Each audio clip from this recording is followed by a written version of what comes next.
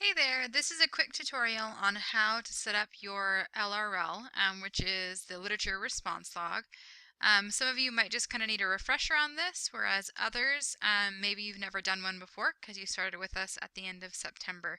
And so this is just kind of a quick overview of what the LRL is and then how to set it up. To find the LRL instructions, I have loaded it into a couple of different places. This is the inside of our class homepage. I've gone ahead and I've listed it here in our class plan. So on the 20th, you have the set of instructions for the American Literature Response Log. You also have your very first LRL on the 21st. So you have your instructions here on the 20th. On the 21st, you're going to complete your very first entry. So you can access those instructions by clicking here in your class plan. Another way that you can find it, maybe if you need to find it here in a week or so and we've already passed the date on the class plan and you don't want to dig through that. I also went ahead and I put it into our course materials. So if you click on course materials, you're going to find the LRL instructions. This is just a set of instructions. It doesn't actually have your LRL entries. Those are embedded in your lessons. So let's take a look at those instructions. Okay, when you click on the LRL instructions, you're going to have a Word document come up and it's going to prompt you to download it to your computer. You might as well do that and save it just so you have a copy of it.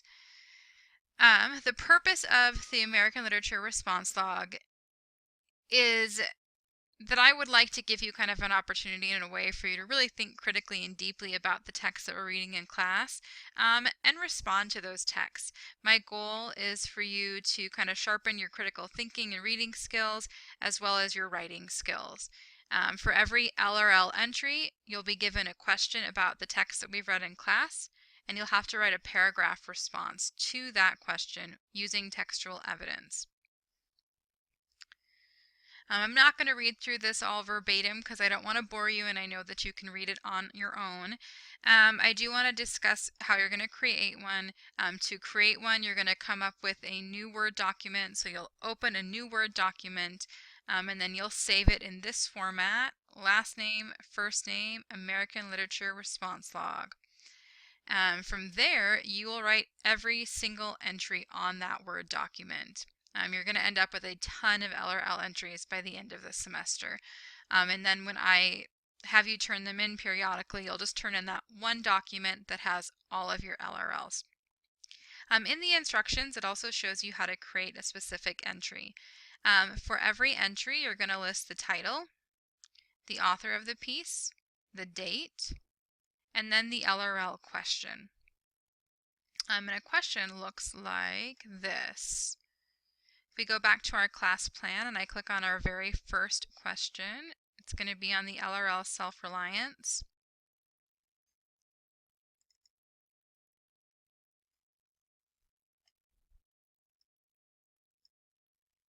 It's taking a little bit for it to load. This is the LRL question for the reading piece self-reliance. The question is here in bold. It says, according to the video below, what is a central claim made by Emerson in Self-Reliance? What key rhetorical devices does Emerson use to support this claim? Provide textual examples to support your answer. So you will then go and watch this video. Oops. And then you'll respond to this question. So when you're setting up your entry, you can actually just copy this question and paste it into your document. Okay, let's go back and look at the instructions again. And here you can kind of see an example of how they've set up an entry. This is on the Raven, and you're not writing an entry on the Raven, but it's a good example to look at. Okay, as far as grading goes, you want to make sure that your LRL has every entry because you get points for every single entry that you complete. You also want to make sure that each entry is a solid paragraph in length, that you have a clear topic sentence, 2 to 3 pieces of evidence or examples from the text. For each example, you want to explain your example, explain what it means and how it supports your claim. So you need to give a thorough reflection or analysis of your evidence. And you also need to include a closing sentence. As I'm grading it, I'm going to look to make sure that you provided me with a thoughtful analysis, that it looks like you were really trying hard and thinking hard about the question. I'm going to make sure that you answered the question instead of just summarizing the text. And I'm also going to double check that it's written in third person and that you're using proper grammar and punctuation. So you earn points for all of those. This is an example of a document that is set up for an LRL. I've actually taken LRL entries from the last time that we did an LRL assignment and combined them on this document. So this is what your LRL will look like. You'll have the title at the top. Here this person has set up an entry. They've written the title, the author, the date, and then the LRL question. If you started with us at the end of September, this will not look familiar to you because you were not here when we were doing this activity, so you don't have to worry about this old LRL entry. This is just an example for you to see. Here they've written a really strong paragraph, and then down below it we have the next entry. And here they followed the same format: title, author, date, and then the LRL question. This particular author decided to color coordinate the different parts of her paragraph. And so she put the topic sentence in orange, she put her details in blue, she put her conclusion in green. You do not need to do that, but you absolutely can. It's a really good way for you to make sure you have all the parts. And it's pretty easy for me to grade as well if I can see that you knew where those parts were and I can find them right away. And maybe you have a concluding sentence that I don't think is a concluding sentence, but through color coordinating it, I can kind of see where you were coming from, and it's easier for me to offer feedback. So it's completely optional, so it's up to you if you want to do that. But it's pretty effective technique, and it helps you organize your paragraph. So this is an example of what it'll look like then when you're done. I think I have gone through everything with you. Oh, one more thing. This is the checklist that I'll use when I go through and I grade it. This was from our last set of LRLs, which was worth 60 points. There was only 3 entries. Your next one that you're working on might be worth a little bit more, and then you'll see these numbers go up, but I'm still going to grade you on the same categories.